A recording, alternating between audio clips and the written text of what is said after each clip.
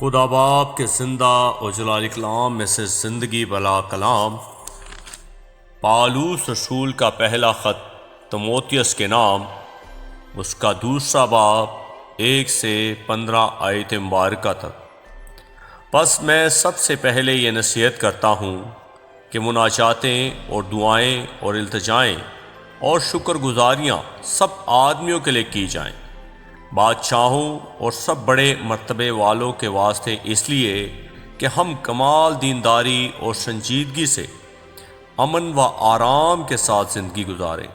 یہ ہمارے منجی خدا کے نزدیک عمدہ اور پسندیدہ ہے۔ وہ چاہتا ہے کہ سب آدمی نجات پائیں اور سچائی کی پہچان تک پہنچیں، کیونکہ خدا ایک ہے اور خدا اور انسان کے بیچ میں درمیانی بھی ایک، یعنی مسیح یسوع جو انسان ہے، جس نے اپنے آپ کو سب کے فدیہ میں دیا کہ مناسب وقتوں پر اس کی گواہی دی جائے۔ میں سچ کہتا ہوں، جھوٹ نہیں بولتا، کہ میں اسی غرض سے منادی کرنے والا اور رسول اور غیر قوموں کو ایمان اور سچائی کی باتیں سکھانے والا مقرر ہوا ہوں۔ پس میں چاہتا ہوں کہ مرد ہر جگہ بغیر غصے اور تکرار کے پاک ہاتھوں کو اٹھا کر دعا کیا کریں۔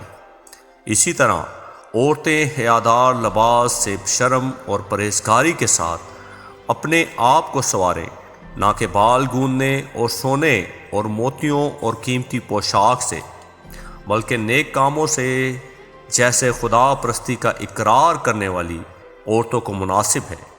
عورت کو چپ چاپ کمال تابعداری سے سیکھنا چاہیے، اور میں اجازت نہیں دیتا کہ عورت سکھائے یا مرد پر حکم چلائے، بلکہ چپ چاپ رہے، کیونکہ پہلے آدم بنایا گیا، اس کے بعد ہوا، اور آدم نے فریب نہیں کھایا، بلکہ عورت فریب کھا کر گناہ میں پڑ گئی، لیکن اولاد ہونے سے نجات پائے گی، بشرطے وہ ایمان اور محبت اور پاکیزگی میں پرہیزگاری کے ساتھ قائم رہے۔ آمین۔ کلام کے پڑھے اور سنے جانے پر خداوند تعالیٰ کی برکت ہو، خداوند کا شکر ہو۔ آمین۔